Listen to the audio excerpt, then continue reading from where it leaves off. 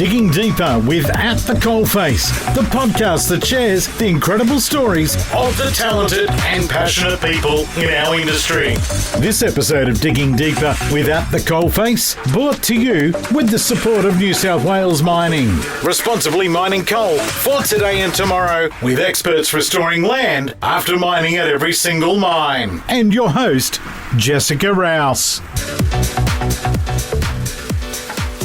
Welcome to another episode of Digging Deeper with At the Coalface. Now, Anzac Day is not far away, and today we're catching up with a man by the name of Matt Clarke. You might have seen his story around, but he was in Afghanistan back in 2012. He was driving a Bushmaster. There were 5 other guys with him at the time, and they, unbeknownst to them, drove over an IED. It exploded, and all of them miraculously survived. It's an amazing story, and Matt unfortunately had to finish his time in the army after this particular incident over in Afghanistan, and he's been working at Hunter Valley operations ever since. But that Bushmaster is actually going to the Australian War Memorial to be a part of a new exhibit. So without further ado, to tell us all the details, Matt, thank you for joining us. Now, I have mentioned already that you do have quite a story in the army and going to Afghanistan. Some locals may have seen that story around already, but I want you to take me back to where you grew up, because you grew up originally in the Hunter Valley. Yeah, that's right. As a primary school age, I was more from Lake Macquarie, Cays Beach area, and then moved up to Cessnock going into high school. And what did your parents do when you were growing up? Dad worked in construction, and one of my first jobs out of high school was apprentice carpenter, working with the same company as my dad. So I'd done that for a few years before joining the army. And the army was something that you always wanted to do? Yeah, definitely. I ended up joining the army in 2009. So at that time, there was the whole GFC crisis, and the company I was working for was having a bit of trouble picking up new contracts. So I thought maybe my job wasn't as secure as I thought. So I thought, I've always been interested in the army, so might be perfect time to give that a go. Yeah. A particular area of the army, or? I considered a few different areas, but I ended up leaning towards the infantry, so joined up as a rifleman. Yeah. And what's the process like for someone who doesn't know? So you join the army, you want to go down that rifleman path. How does it all work? Yep. Once you go through the recruiting at Newcastle, I think can vary from a few weeks to a few months, that process. Yeah. But once you actually get the tick and you're ready to go, you go off to Kapuka down at Wagga Wagga. We did a 3-month course down there, so your basic training. And then from there, you come up to the School of Infantry at Singleton, where you do another 3 months worth of training. And then from there, you're a qualified rifleman, and then you go off to your battalion. So either Brisbane, Darwin, Townsville, maybe Adelaide these days, I'm not sure. Yeah, okay. Yeah, that's basically the process. Brisbane was where I got posted to. Okay, yeah. Yeah. Yeah, so I'd been in battalion probably 18 months to 2 years when I got picked to go on the Afghanistan deployment. And the pre-deployment was with another battalion up in Townsville. So we ended up moving up to Townsville for 5 months to do all the training leading up to deploying. Yeah. And was that something that, were you ever fearful of going overseas? Was it something you felt was an adventure? What was the feeling around that?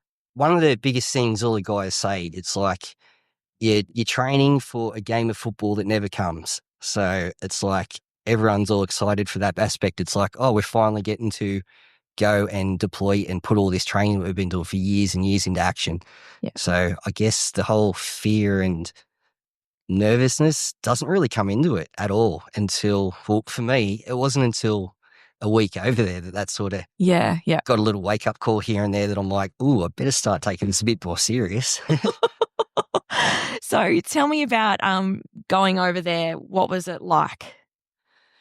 Yeah, when we landed from the plane, so the process from going from here over there was we left from Brisbane, picked up more people at Townsville, then picked more people up in Darwin, then flew over to Dubai.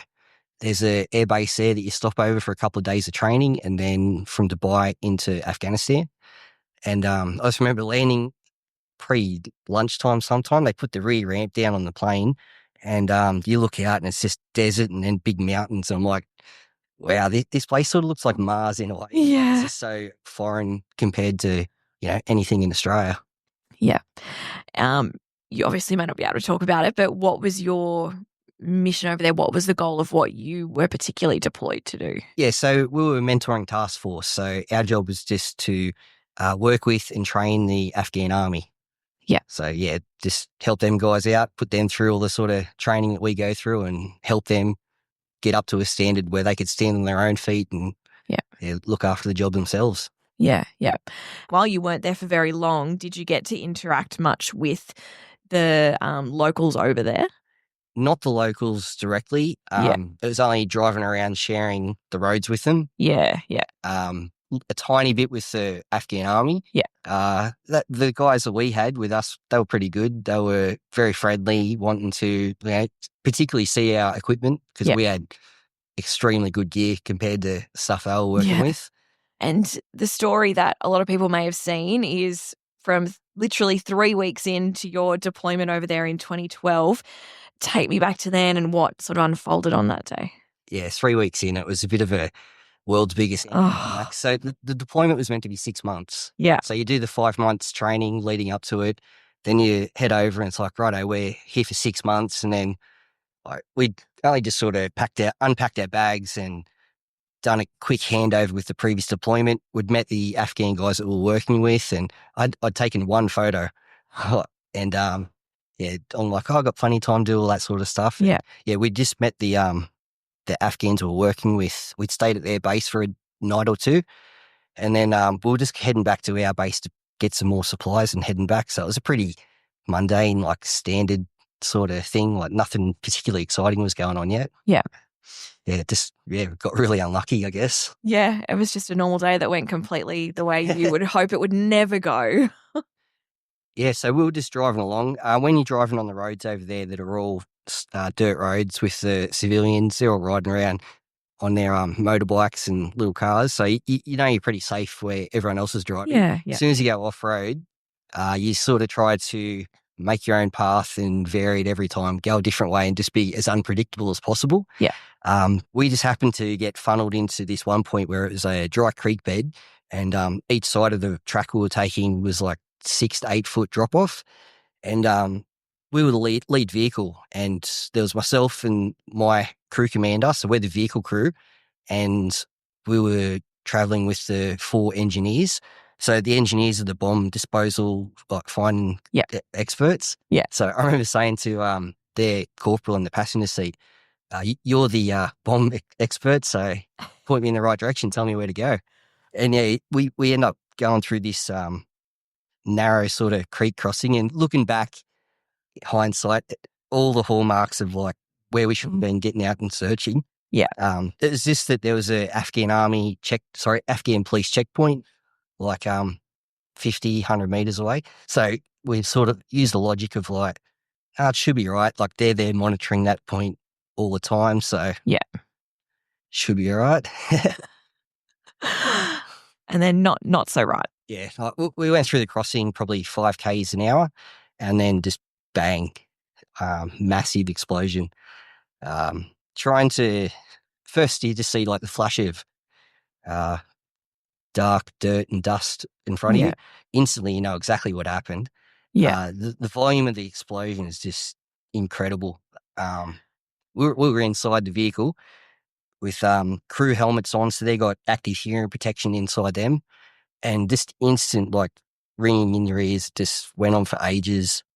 And, that just took ages. Like, one thing I've described it is in the movie Saving Private Ryan, right at the start, they're doing the beach landing. Yeah. And they run in and Tom Hanks's character has a mortar or something go off nearby and he gets all like dazed and it was pretty much exactly like that. So there's a easy little visualization for people. Yeah. Is it just a matter, like, I've imagined it would feel like the longest time in that literally the split second that it all sort of starts to. Yeah, I've thought about it so many times trying to work out, how long was that? I'm guessing 30 seconds to a minute, sort of in that dazed state. And then, then I'm like, oh, wow, righto, I'm okay. Go through your checklist. Like, first thing I thought, how's your back? Like, grew up with a dad that had big back injury. So I know how bad they are. I'm like, nah, my back's all good. I looked down and I could see my right foot just like shaking. I'm like, oh, that don't look right. Then I looked at my left foot and it's totally dislocated and yeah, I'm like, ooh, far out. not good. And then after that, I'm like, oh no, my mate was standing up out the top hatch. So turned around to check on him and he was knocked out by the blast. Yeah. He's got no memory of the blast at all. And we turned around and looked at him. He was just covered in blood and unconscious. So yeah, your mind sort of goes to the worst to start with, but he regained consciousness fairly quickly. Yeah. But yeah, it was all pretty smooth after that. Yeah, I was going to say, I feel like it would just be like shit hits the fan. You've just got to, I don't know, gather yourselves together and work out, what happened in those moments after. Were you guys getting yourselves out of the vehicle? Yeah, I've told the story so many times and everyone's like, oh, you always downplay it so much. Like it's not that bad. But in comparison to other incidents like mine, we had it pretty good. Yeah. So one thing that generally does happen is they have secondary explosives around the vehicle. So once the guys get out and start searching the area, then smaller secondary devices take them out. Yeah. And then you start getting machine gun fire and rockets coming in. So we didn't get any of that. Yeah. Yeah, we were pretty lucky. We were way out away from everything. So yeah, it's pretty good from that perspective. Yeah, yeah. Would you say the vehicle that you're in, a Bushmaster vehicle, that had a big part to play in it could have been a whole lot worse if you're in something that was less protective than that? So those vehicles are a 14-ton armoured vehicle. Yeah. Like the tyres are 225 kilos. They're designed with a V-shaped hull.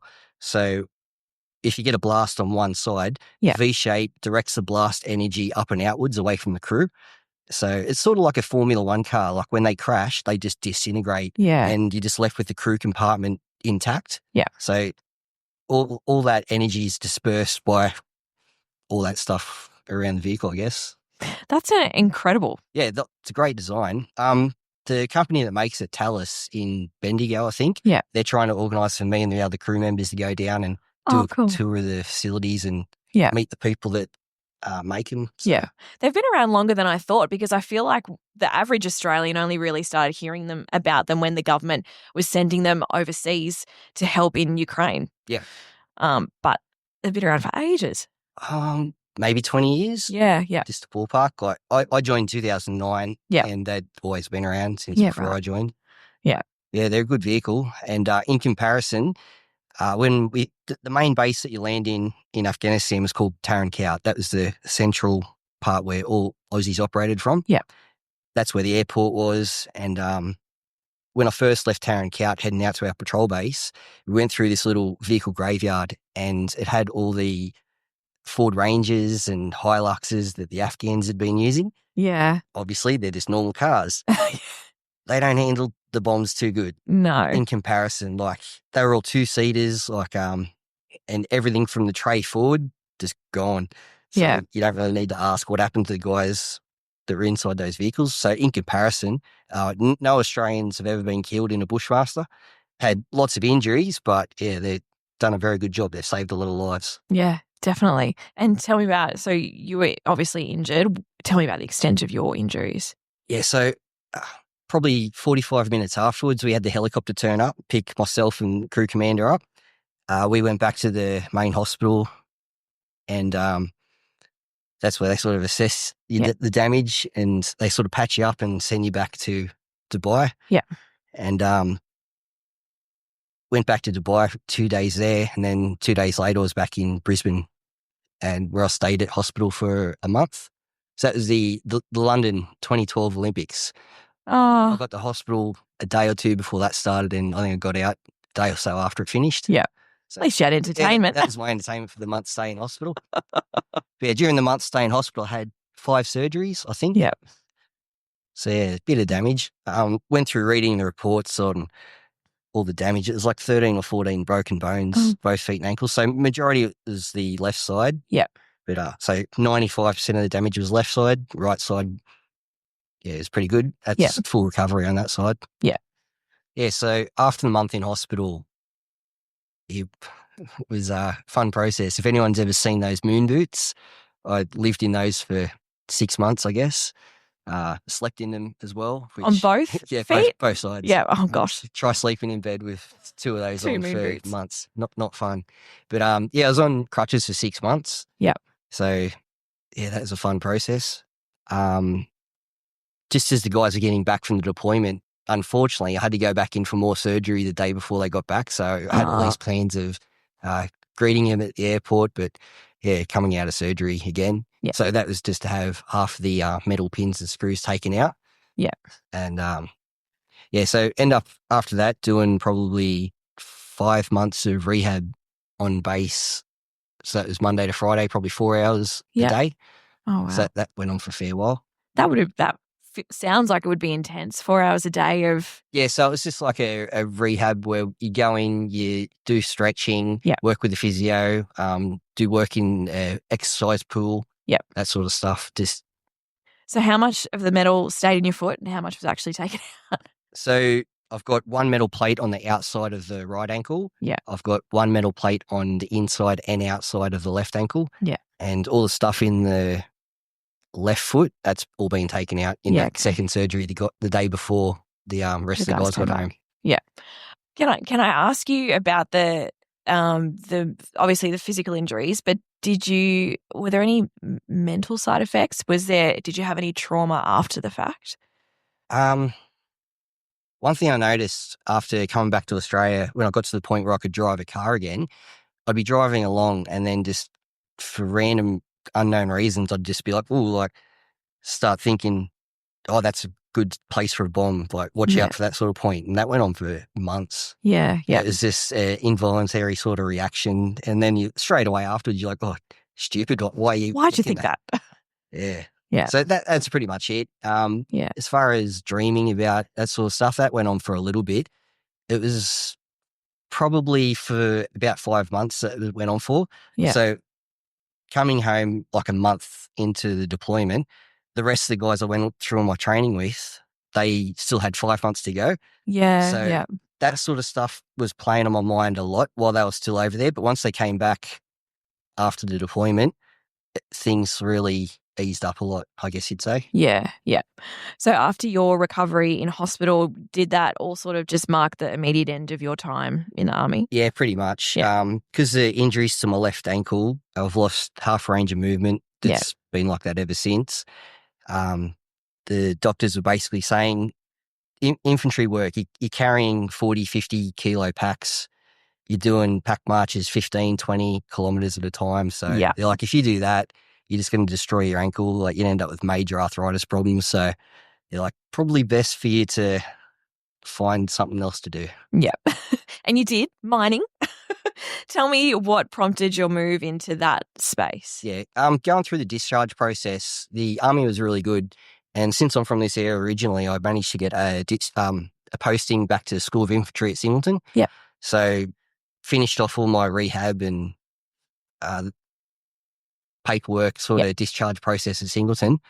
And then, for ages I was like, what am I going to do? Like, I'd had all these plans for career progression in the army, what I wanted to do, and that was all sort of come to a stop. So I didn't want to go back to construction, carpentry either.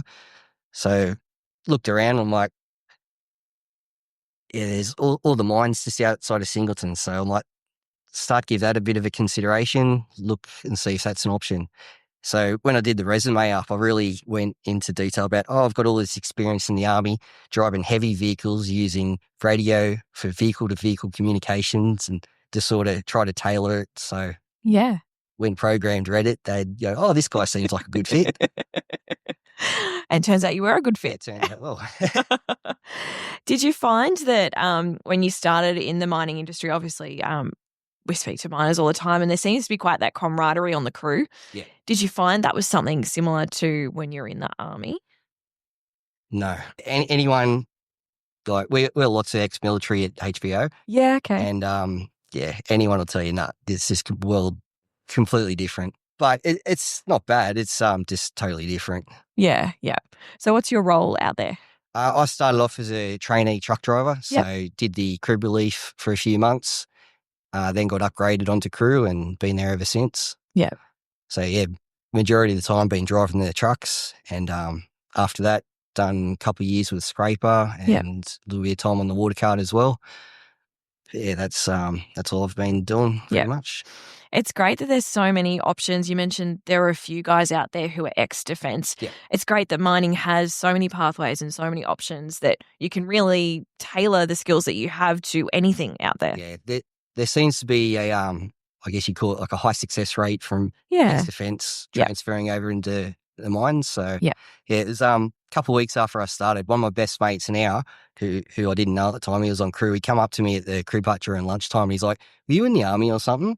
I'm like, "Yeah, how do you know that?" He's like, "Oh, it's the way you talk on the two-way." I'm like, "Oh, jeez, I'm going to try to drop that." Try to turn that down a little. That's funny. No, he's a good mate of mine to this day. Yeah. You see yourself staying out there for near future at least? Yeah, definitely. Yeah. When you look at the roster, we're still on the full panel. So 2 days on, 2 days off. In comparison to every other job I've had, I've never had this much time off in my life. Yeah. So I'm only working. You're half retired, basically. That's it. Like 2012, I was only meant to be home for six to 8 weeks out of the whole year. That was when I went to Afghanistan. So the 5 months pre-deployment training and the 6-month deployment. But so this mining roster, from my perspective anyway, is pretty good. Yeah. I'd hate to go back to Monday to Friday, 7 till 3 or 9 to 4. Oh, I don't even know what that is. If you could, would you go back to the army? I certainly didn't want to get out. I was really disappointed that I was told that I'd be getting a medical discharge, and everything I had planned was coming to an end. But in hindsight, looking back, I wouldn't change a thing. I'm happy where I've ended up. The job in mining's been really good to me as well. Yeah. And the Bushmaster vehicle, obviously why your story has gotten some attention over the last few months is because the Australian War Memorial are doing a big upgrade. They're building an Anzac Hall down there, and the vehicle that you were in Afghanistan has just been put down there. Yeah, so the year afterwards would have been 2013. I was just scrolling through Facebook and seeing Australian War Memorial post, and they'd just taken delivery of this IED damaged Bushmaster.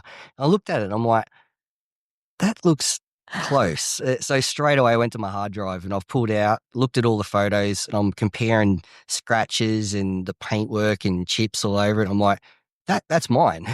I'm like, no way. And because I've still got the number plate of the vehicle at home as well. Oh, there you go. My sergeant got a big plaque made up for me, and so I looked at the front of the vehicle that the War Memorial posted, and it had a number spray painted on. I'm like, got my number plate out. I'm like, yep, it matches. Oh, there you go. So I got in contact with the War Memorial through Facebook and told them, hey, that vehicle you just got, I was the driver of that. And they had no idea of any of the vehicle's background or history. So, they were really excited to hear our perspective and, the story that went behind it. Yeah. So, because did you keep in touch with the other guys over the years? Not really. Or, only like tiny bit here and there. So we were all posted to different units as well. So once the deployment finished, we sort of got scattered to all over the country. And it's hard to keep up as well. Oh gosh, yeah, exactly. And it looks great what the Australian War Memorial's doing down there to preserve, more of that, I guess, more recent Australian war history. Yeah, so that's the idea of the upgrade. So everyone that's gone through Year 6 probably did the Canberra. The classic Canberra trip. And they got the World War I, the World War II, the Vietnam exhibits. So they're running out of room. So the old car park at the back, that's where they're doing a big extension. And it's pretty exciting to hear that the vehicle that I was driving is getting put in as one of the exhibits. So yeah, that's awesome. Yeah, it's pretty good from my perspective. Bit of an honour, I guess you'd say. Yeah. Like you look at it from the perspective that vehicle could be in there for 100, 200, 300 years time, and like the tens, hundreds of thousands of people are going to come through and see it over the years. Matt, what an incredible story. Thank you for joining us for this episode of Digging Deeper with At the Coalface. Today's episode thanks to New South Wales Mining responsibly for today and tomorrow. Find out more about the industry's responsible mining practices and meet more great people from the industry on their social media channels. Now, wherever you are listening to this podcast, Spotify, Apple Podcasts, wherever it might be, make sure you leave us a rating and a review. If you've got an idea for a podcast episode, or if you've got a story, get in touch, Jess at thecoalface.net.au. We'll see you next time for another episode of Digging Deeper with At the Coalface.